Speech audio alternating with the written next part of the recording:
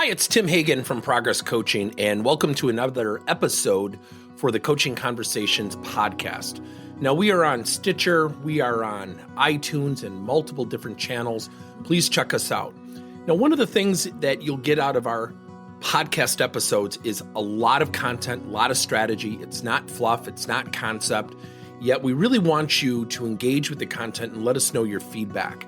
If you have any questions, feel free to reach out to us. If there's topics you'd love to have us address, we would love to share them with you. Let us know your impact and let us know your feedback.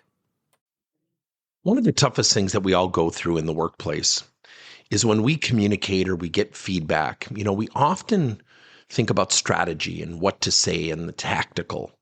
What we don't talk about is how people react, how they interpret, how they perceive.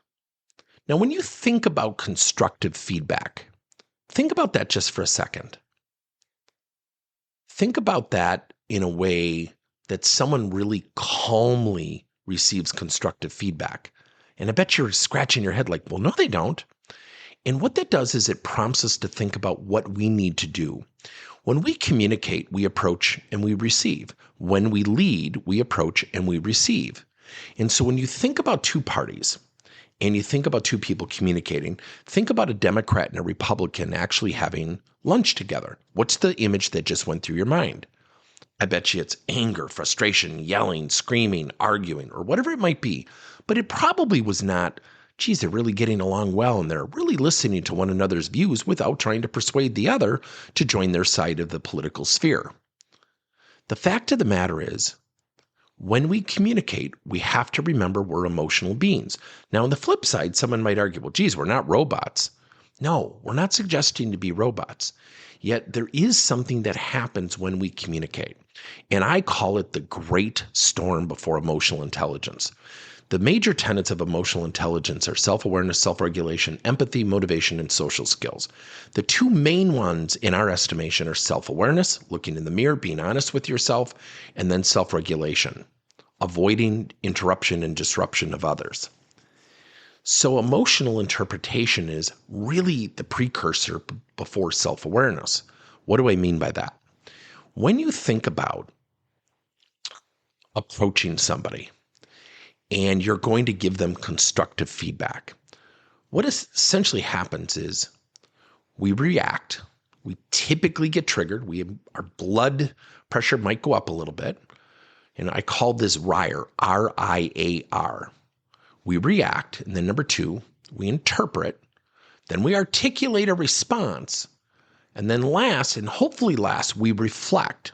Very few people reflect on their own. This is the insight to what we need to do as leaders. So let's say I'm going to give someone feedback and I say, Jack, you're just really struggling with getting along with your teammates and you got to cut it out and et cetera, et cetera. What happens in that moment? Does Jack say, geez, he's right. It's got to be me. What it really is he's going to cloud himself. He's going to lack self-awareness because his initial emotional interpretation will go, I'm reacting, I'm emotional, I'm interpreting. My interpretation is my boss is attacking me. I'm going to articulate. It's not me, it's him. Boy, oh boy, I'm not going to take the time to reflect because I've already discounted the feedback. Versus saying, Jack, I think you have an opportunity to integrate yourself with the rest of the team. And I think about your goal of becoming a future leader and how you doing that successfully might help you with some of your career aspirations. Now, what I'd love to do, Jack, is give you some time to think about what I've shared with you, the insights I've shared with you. Notice I didn't use the word feedback.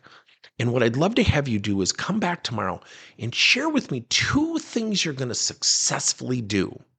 So what I just demonstrated is I reverse engineered it. I started with reflection before the reaction. So again, it's called RIAR, R-I-A-R. React, interpret, articulate, and reflect. Start by facilitating reflection. Time does a wonderful thing for people. Most people don't do it. Let me know if this is helpful. Thank you for listening to another episode of Coaching Conversations by Tim Hagan and Progress Coaching. Now, our company is always coming out with new and innovative solutions to help leaders coach their employees. And recently, we just created a new service called Coach to You, where leaders can pick and choose topics and assign 7 to 21 day programs for employees to learn and, more importantly, apply actions and then reflect and share what they're going to do going forward as a result of the learning. It's called Coach to You. We're literally bringing coaching to your employees. If you're intrigued, we'll have a link in each one of our episodes where you can get more information. And again, thank you so much for listening to another episode.